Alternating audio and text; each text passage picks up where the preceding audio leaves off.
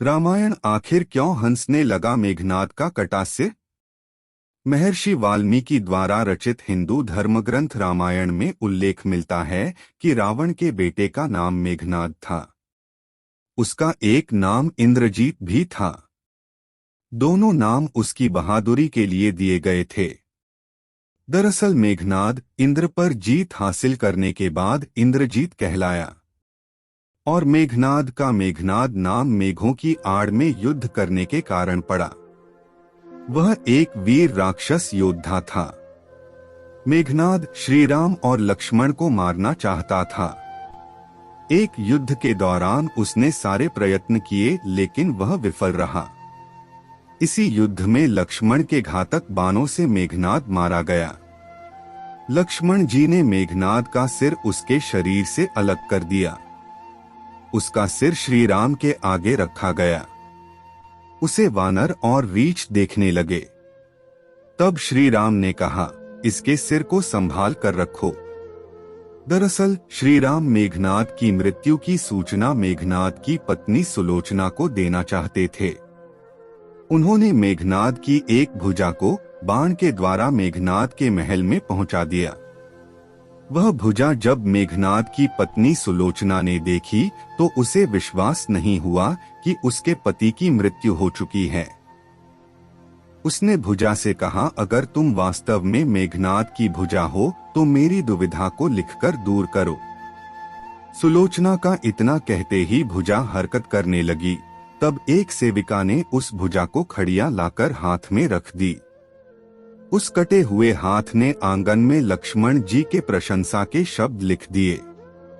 अब सुलोचना को विश्वास हो गया कि युद्ध में उसका पति मारा गया है।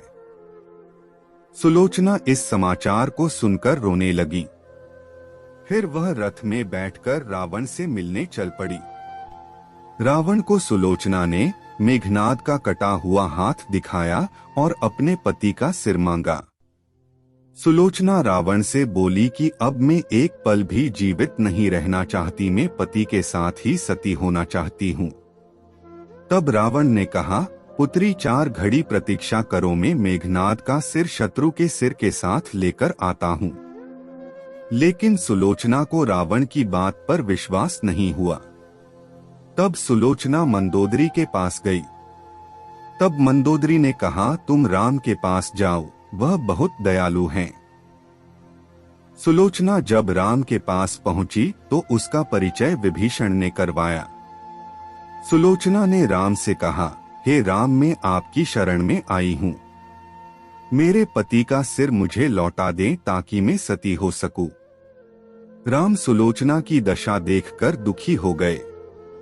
उन्होंने कहा कि मैं तुम्हारे पति को अभी जीवित कर देता हूँ। इस बीच उसने अपनी आपबीती भी सुनाई। सुलोचना ने कहा कि मैं नहीं चाहती कि मेरे पति जीवित होकर संसार के कष्टों को भोगें। मेरे लिए सौभाग्य की बात है कि आपके दर्शन हो गए। मेरा जन्म सार्थक हो गया। अब जीवित रहने की कोई इच्छा नहीं। राम के कहने पर सुग्रीव मेघनाद का सिर ले आए। लेकिन उनके मन में यह आशंका थी कि मेघनाद के कटे हाथ ने लक्ष्मण का गुणगान कैसे किया। सुग्रीव से रहा नहीं गया और उन्होंने कहा, मैं सुलोचना की बात को तभी सच मानूंगा जब यह नरमुंड हंसेगा। सुलोचना के सतीत्व की यह बहुत बड़ी परीक्षा थी। उसने कटे हुए सिर से कहा, हे स्वामी, जल्दी हंसिए, वरना आपके हाथ ने जो लिखा है उसे ये सब सत्य नहीं मानेंगे। इतना सुनते ही मेघनाद का कटा सिर जोर जोर से हंसने लगा। इस तरह सुलोचना अपने पति की कटा हुए सिर लेकर चली गईं।